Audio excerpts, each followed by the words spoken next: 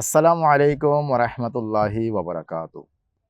ইন্না ইদ্দাতাশ শুহুরি ইনদাল্লাহি ইসনা আশারা শাহরান ফি কিতাবিল্লাহি ইয়াওমা খালাকাস সামাওয়াতি ওয়াল আরদা মিনহা আরবাআতুন হুরুম। বিশ্ববিখ্যাত অনুবাদ গ্রন্থ কানজুল ঈমান থেকে অনুবাদ।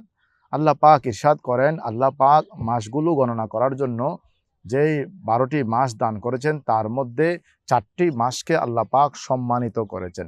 তার মধ্যে অন্যতম মাস হচ্ছে মাহে মুহররম। এই মুহররম মাসে অনেকগুলো বেশুমার ফজিলত রয়েছে।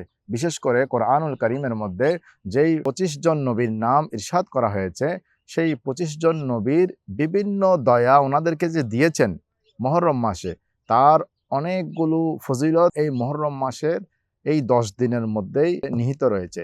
আমার রাসূল পাক সাল্লাল্লাহু তাআলা আলাইহি ওয়াসাল্লাম যখন মদিনা শরীফ আসলেন, বুখারী শরীফের মধ্যে ইরশাদ হচ্ছে ২০০৪ নম্বর হাদিসে পাকের মধ্যে ইরশাদ হচ্ছে, তখন আমার রাসূল পাক ইহুদিদেরকে দেখলেন রোজা রাখতে। তখন তাদেরকে জিজ্ঞেস করা হলো, তোমরা আজকে রোজা রাখলে কেন? তখন তারা বলল, আজ হচ্ছে মুহররমের ১০ তারিখ। আজ আমাদেরকে অর্থাৎ বনী ইসরাইলদেরকে মুসা আলাইহিস সালামকে আজ আল্লাহ পাক যেই ফেরওয়ানের কবল থেকে রক্ষা করেছেন। তখন রাসূল পাক সাল্লাল্লাহু তাআলা আলাইহি সাল্লাম বলছেন, তোমরা মুসা আলাইহিস সালামকে দয়া করার কারণে রোজা রেখে থাকো। তো মুসা তো আমার ভাই, তাহলে তো তোমাদের থেকে এই ঈদ আমাকে আরো বেশি পালন করা দরকার।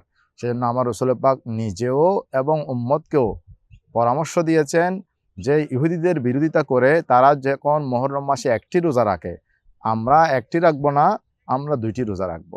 হয় ৯, ১০ অথবা ১০, ১১ এইভাবে করি আমরা ২টি রোজা রাখবো, এজন্য যেন ইহুদিদের সাথে না মিলে। ইহুদিরা একটা রাখে, আমরা ২টা রাখবো। এবং যে ব্যক্তি মুহররম মাসে এই রোজা রাখবে, বলা হচ্ছে তার বিগত বছরের হয়ে যাওয়া ১ বছরের গুনাহের কাফফারা হয়ে যাবে। এবং আবু দাউদ শরীফের আরেকটি হাদিস এসেছে এরকম, যেই রমাদানুল মুবারকের ফরজ রোজার পরে মুহররমের রোজার স্থান রেখেছেন আল্লাহ পাক। সুবহানাল্লাহ। ইনশাআল্লাহ আমরা সবাই মিলে চেষ্টা করব যে এই মুহররম মাসের ২টি রোজা যেন আমরা সকলে মিলে আদায় করব। আসসালামু আলাইকুম ওয়া রাহমাতুল্লাহি ওয়া বারাকাতুহু।